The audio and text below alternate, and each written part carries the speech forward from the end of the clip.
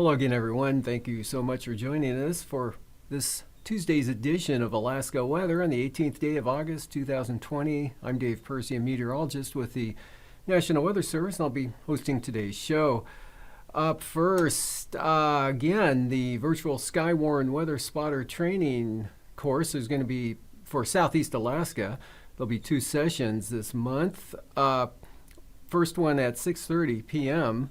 Wednesday, tomorrow, August 26th, and the second one, 2 p.m. Sunday, August 30th. And you'll need to go to the online via GoToMeeting and then find training schedule at weather.gov/AJK/Skywarn. And you can learn about hazardous weather that could impact your town and become an official trained weather spotter for the Juneau Forecast Office. Again, that's at 6:30 p.m. Wednesday, August 26th, and at 2 p.m. Sunday, August 30th through GoToMeeting. And from there, taking a look at fire danger, just a few areas, a decrease from what we saw the last couple of days. Actually, today less than yesterday, yesterday less than the day before, with just a small area just reaching it, all these areas just barely reaching into the high category. They're up over about where the Porcupine River meets the Yukon and the Yukon Flats there, and then down to just west of, I believe, Tanana, and a little bit there over the, not the Kobuk Valley, but the, west of, just call it south of Selawik, and then on down the lower Yukon River Valley, a small area, and on the west side of the Alaska Range, still in the 70s there over the southwest and west interior today, on the west side of the Alaska Peninsula, or the Alaska Peninsula, not the Alaska Peninsula, the Alaska Range, a little bit of high fire danger, and also down on the Alaska Peninsula due to some gusty southeast winds they had today with no precipitation. And from there are no watches, warnings, or advisories anywhere around the state for the next couple of days. No big storms coming in that would kick any of that off. And on the satellite, you can see a weak low pressure circulation there over the southern or southeast Gulf of Alaska. And that continues to send surges of moisture, clouds, and showers, not as heavy as what they saw over the last weekend, but still keeping it kind of cloudy and showery. A few breaks over the central panhandle today with basically a shower-free day, but the southern areas had some precipitation, about 0.2 of an inch at Craig, and then up at Juneau, they had 0.2 of an inch in the last 12 hours. By contrast, Sitka had 1/100th. Some areas didn't have anything at all. Yakutat had about 1/4 of an inch, and some showers along the North Gulf Coast, some of that moisture breaking off and pulling westward, northwestward, spread clouds and showers in across the North Gulf Coast, south central Alaska, and portions of the Copper River Basin. Eureka picked up about 1/4 of an inch of precipitation today, as did Jonesville Mine, and otherwise 1 to 2/10 at the most fell across south central Alaska, the Kenai Peninsula. Some areas didn't see anything at all, had less than that. And you can see some good clearing out over the Bristol Bay area and along the southwest coast, Nunivak Island, mostly sunny day, almost extending but not quite making it to the Pribilofs. Yukon Delta in the sunshine, as well as just about all areas north and west of the Alaska Range. Some clouds up over the upper Tanana Valley, 40-mile country there east of Fairbanks, about Fairbanks eastward. But otherwise, temperatures warmed back into the mid to upper 70s in some areas of the state today, with Toledo reaching 76 and Selawik also reaching 76 degrees. And you can see nothing but sunshine there. And some isolated thunderstorms started developing this afternoon over the western Alaska Range and down in toward the Iliamna Lake area, and showers scattered along the Alaska Peninsula on the Pacific side. But the Bering Sea side, you can see some sunshine with downsloping winds. Now the gradient doesn't look like it's there to support it, but Cold Bay had a peak wind gust of 40 miles an hour today, and 35 miles an hour occurred at Port Hayden, Port Hayden and Cold Bay both had wind gusts close to 40 miles an hour, and then Pilot Point had 35 miles an hour, and that helped clear the skies out there. It was a mostly cloudy day for Kodiak Island and eastern Aleutians, a little bit of light precipitation with that weak low. Atka picked up about 2/100ths of an inch, and Unalaska had 5/100ths of an inch or 4/100ths, And so that really washing out and starting to weaken considerably there. High pressure farther to the west will be taking over the Bering Sea once that system drops out of the area. And thermal low up over the interior, really just due to the heating, temperatures rising in the mid to upper 70s and not really associated with any storminess there. But again, showers did push their way northward across the Alaska Range, scattered across the eastern interior there, the upper Tanana Valley to about roughly the Yukon River.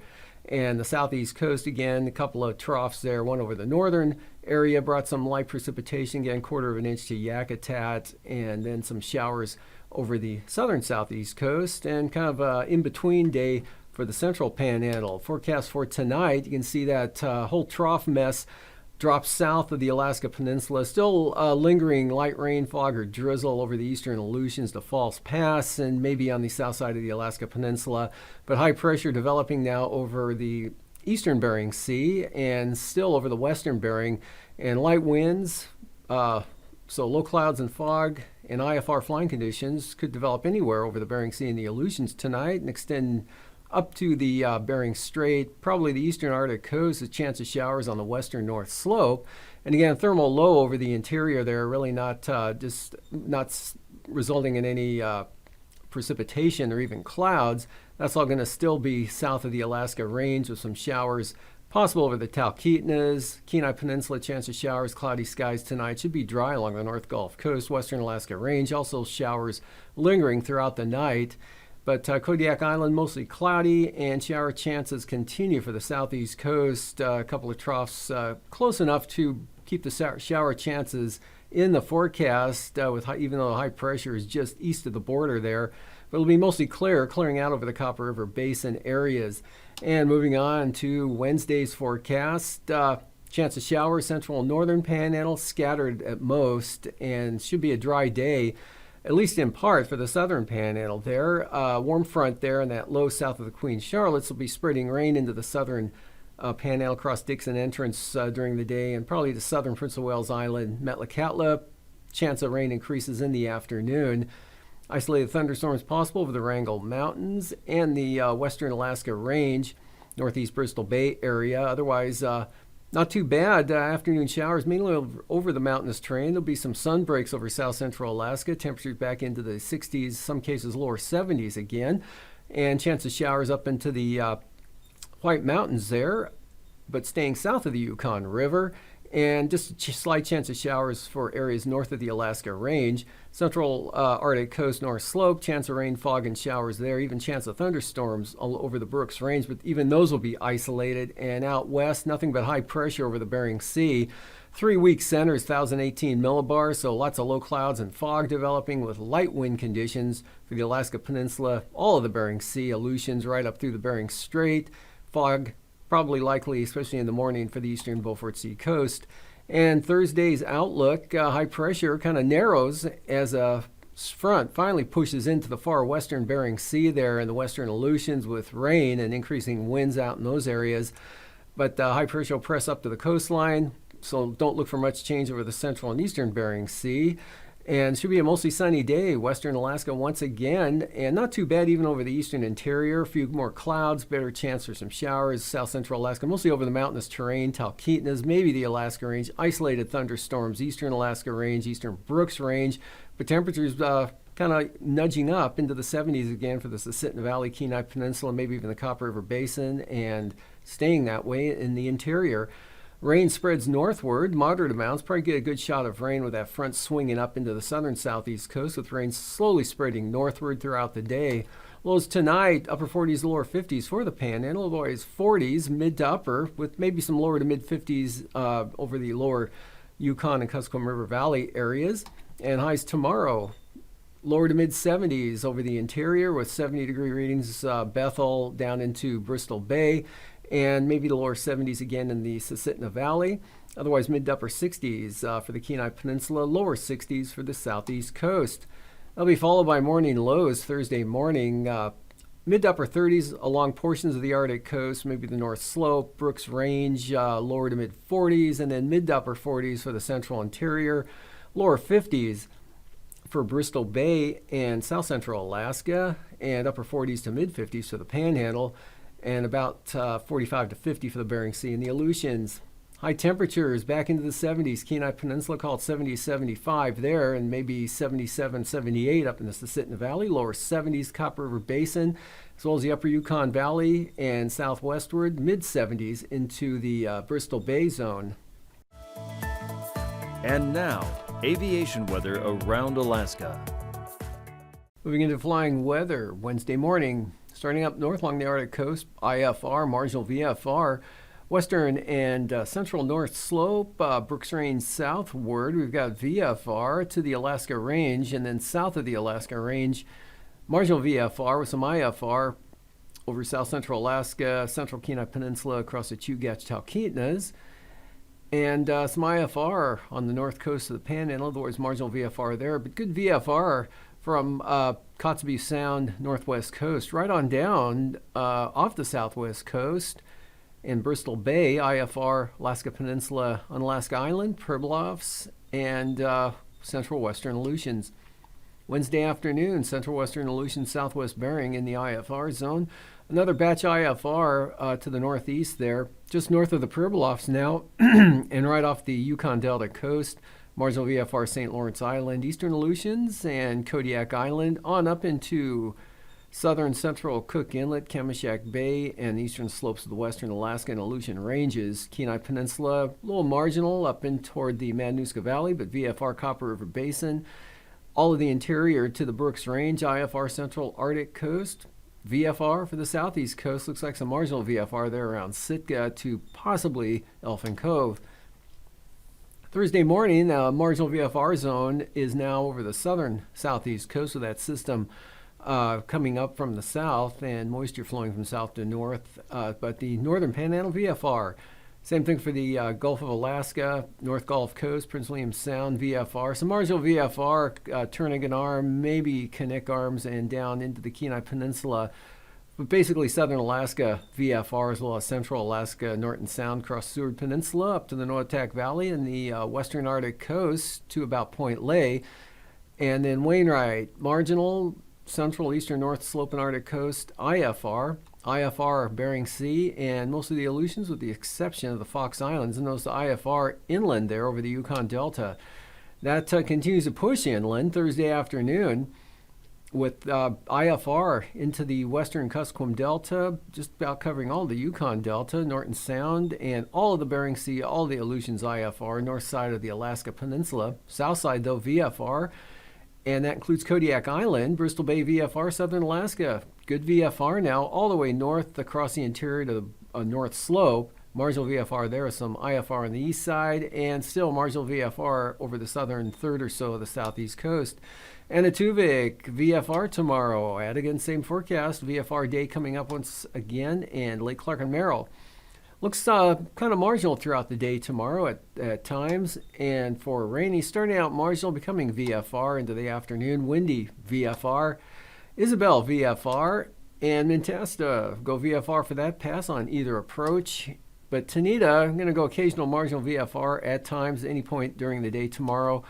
And same thing for Portage, probably a little more marginal there than it will be in Tanita for that pass. But Chilkoot and White look really good. VFR flying in those passes. Freezing levels, still upper level ridging over the interior, signified by that 10,000 foot area there up over the upper Yukon Valley, flats area, southeastern Brooks Range. That extends really off to the Bering Sea, linking up with another 12,000 foot zone out there over the southwest Bering. And from there, taking a look at not much of a gradient, you can see across the Panhandle about the same, and then 6,000 feet off the western Arctic coast. So moving to icing, look for areas of light to very isolated, moderate icing over southern Alaska, probably of the mixed variety, and same thing for the North Slope Central Arctic coast. Slight threat of some icing up there, probably nothing too significant. Heavier icing poised to slip on up into the southern southeast coast there from the Queen Charlottes with that system to the south. And I'll be spreading northward tomorrow afternoon and gradually shifting north tomorrow night into Thursday. And the jet stream, upper level low or upper trough cutting across the Arctic Ocean there. So we've got 65 knot winds coming into the northwest part of the state, turning southwest and diminishing over the eastern Arctic coast. General ridging from the Northwest Territories across the interior out into the Bering Sea. Another low there south of the eastern North Gulf Coast. Southerly 75 knots into the Panhandle. Northerly 75 to 80 knots Cook Inlet and Kenai, or across Shelikof Strait. And 9,000 feet, not much wind flow. Even at 3,000, turbulence. No significant turbulence forecast. So my heart is definitely racing. I don't know about anyone else's. This is the stuff nerds dream of. 10 seconds. 9, 8, 7, 6, It's gonna 5, happen. 4, 3, 2.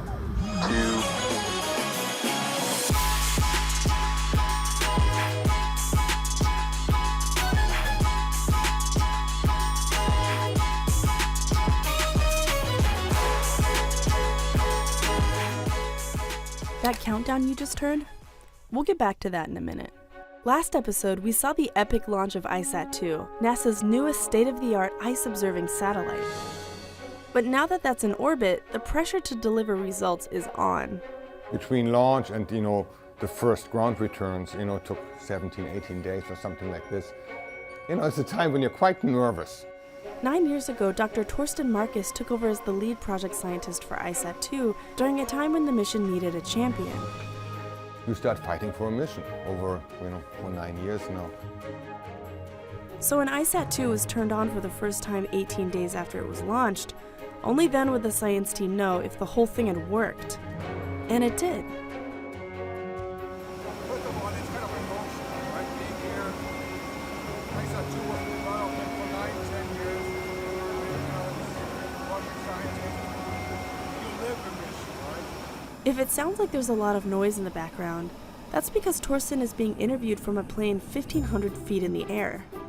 IceBridge was tasked with the job of bridging the data between the end of ICESat's mission and the beginning of ICESat-2, about a 9-year difference. The goal is that it would run until ICESat-2 launched and then would have overlap with ICESat-2 as well, so we can get a really long, well-calibrated time series from IceBridge. As the deputy project scientist for Operation IceBridge, Brick works closely with Torsten to make sure the two missions are syncing up. The timing was everything during that mission, which was a real challenge because not only do we need to... Basically what you need to take away is getting an airplane and a satellite in space to fly over the same flight path at the same time and collect matching data is really, really hard. IceBridge was tasked with two objectives. Check the accuracy of ICESat-2's data over land ice and over sea ice.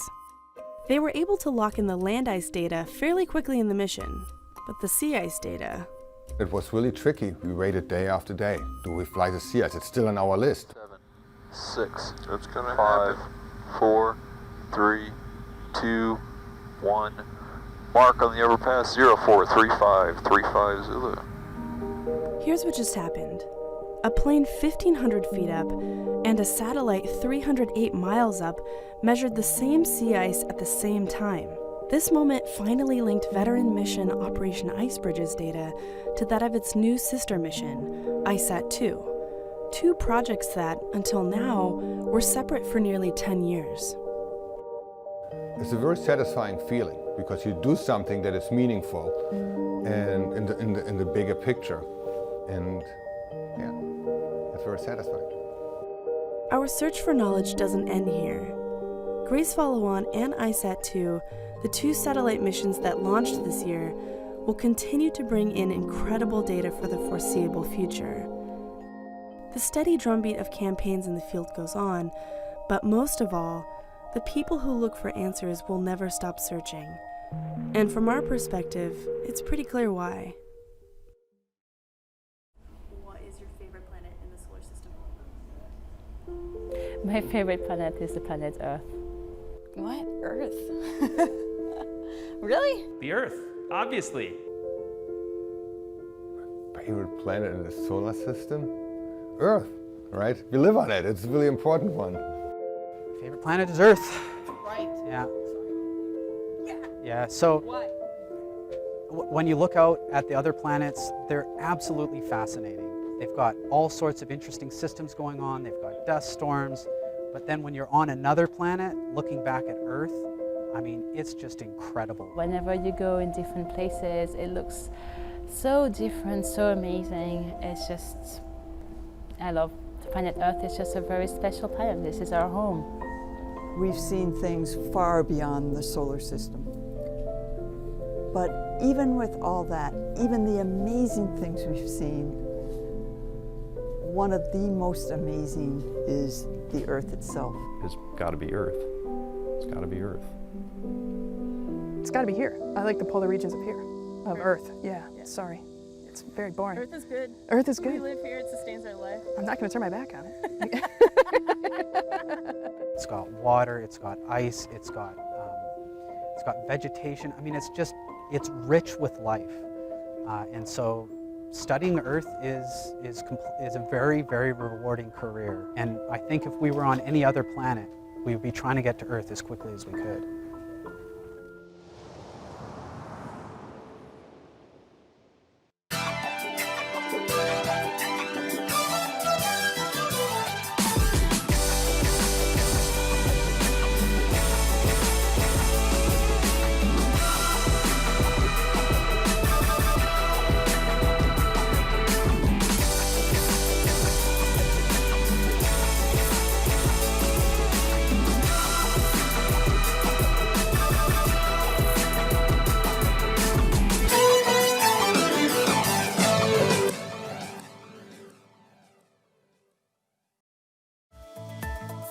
And now, marine weather around Alaska.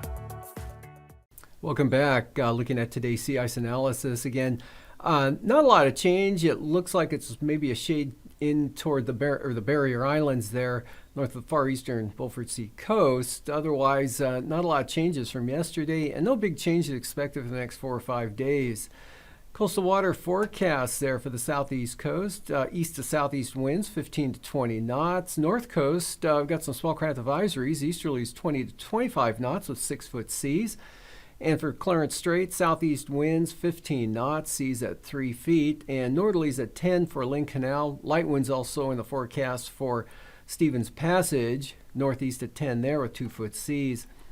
Outlook for Wednesday. Small craft advisories definitely for the central and south coast. On the south coast, east-southeast coming up to 30 knots, 13 to 14-foot seas. And the north coast, north to northeast, 20 to 25 knots, seas 6 to 9 feet.